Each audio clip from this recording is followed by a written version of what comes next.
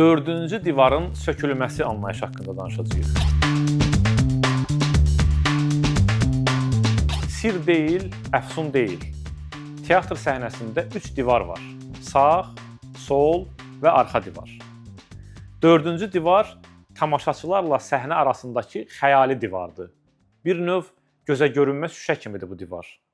Bu dördüncü xəyali şüşə divar tamaşaçının səhnədəkiləri gördüyü, səhnədəkilərin isə tamaşaçılar orada yoxmuş kimi davrandığı bir sənət illüziyasını ifadə edir. Klassik teatrda bu divar müqəddəs, sökülməsi küfr hesab olunan bir estetik anlayış idi.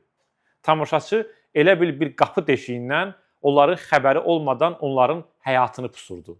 20-ci əsrdə Bertolt Brecht özgələşdirmə effekti adlandırdığı metodla bu dördüncü divarı dağıtdı. Aktyorlar, aktrisalar üzünü tamaşaçıya tutub danışmağa başladılar. Baş verən hər şeyin şərtilik, bir piyes, əsər olduğunu gizlətməyi rədd elədilər. Hər hansı personaj qəfildən üzünü tamaşaçılara tutub mənə qulaq asın, indi sizə bir şey danışacağam deməyə başladı. Burada artıq tamaşaçı pasiv vəziyyətdən çıxdı. Piyesin etik, estetik, ictimai məzmunu bölüşən, düşünən dərd ortağına çevrildi. Brechtin fikrincə, teatr tamaşaçının özünü unutduğu, vaxtını öldürdüyü, başını qatdığı yer yox, dünya haqqında düşünməsinə təkan verən bir sarsıntı məkanı olmalıdır.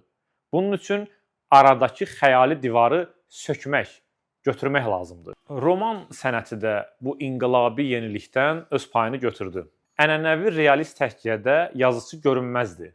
Həmişə optimal məsafədə olmalıdır. Postmodern romanda təhkiyəçinin əsərdə oxucuya müraciət elədiyi anlar peyda olmağa başladı. John Fowles Fransız leytenantının xanımı romanının ortasında üzünü oxucuya tutub deyir ki, əsər 19-cu əsrdən bəhs eləsə də, mən 20-ci əsrdə Roland Barthes dövründə yaşayıram. Deməli, mənim təhkiyəm başqa cür olmalıdır. Italo Calvino əgər bir qış gecəsi bir səyyah romanında oxucunu əsərin əsas personajına çevirdi. Oxucu artıq təkcə oxuyan yox, həm də romanın tərkib hissəsi oldu. Kinoda isə dördüncü divar kameranın gözü, baxış bucağıdır. Bu da qırıldı. Məsələn, Woody Allen Annie Hall filmində əhvalatı nəql edərkən tez-tez kameraya baxır, tamaşaçılarla danışır. Beləcə dördüncü divarı sökür. Kino deyir ki, mən kinoyam, sən də tamaşaçı kimi ayıq ol. Hansı sənət növündə, hansı məqsədlərlə olur olsun, həmişə eyni sual yaranır içimizdə dördüncü divar sökülərkən. Gerçəklik və təmsil arasındakı sərhəd harda başlayır, harda bitir?